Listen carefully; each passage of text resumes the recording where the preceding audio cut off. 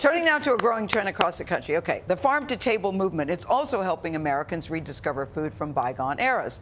Baltimore, as you know, is very famous for those crab cakes. They are good. But back in its heyday, the city was a culinary mecca. Did you know this? Known for everything from pickled oysters to being the possible birthplace of fudge.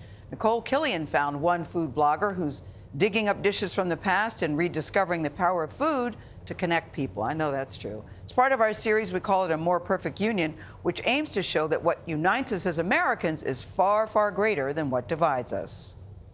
Add 1 cup sugar, 1 cup of butter, 6 eggs. Reading recipes. Boil all well together and seal while hot. Is food for Kara Harris's soul.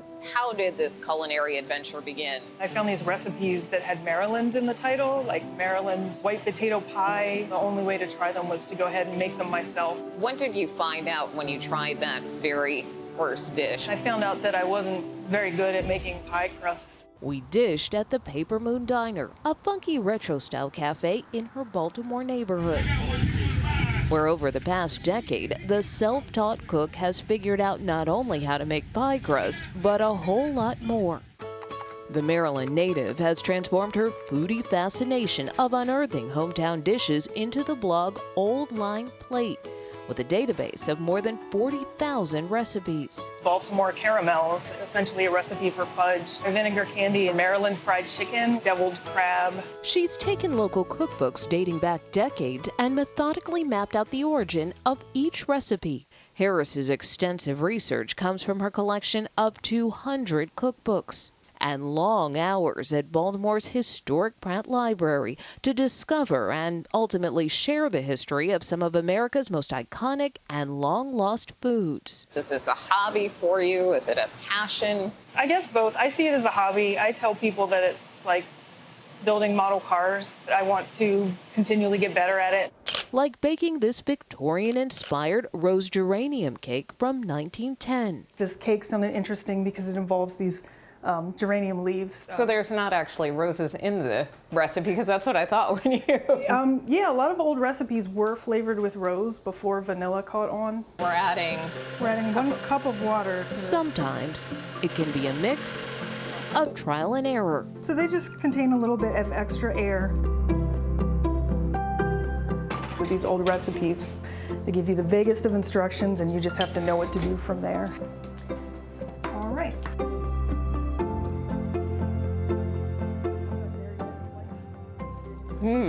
This is very delicious. It's very light.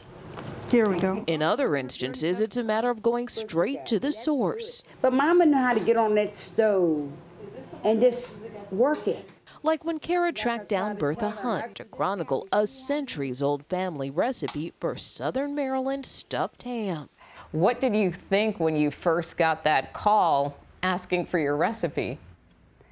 I was shocked, and this means a lot to me. It's been from generation to generation to generation, and with me, with my mom, and it came down from slavery.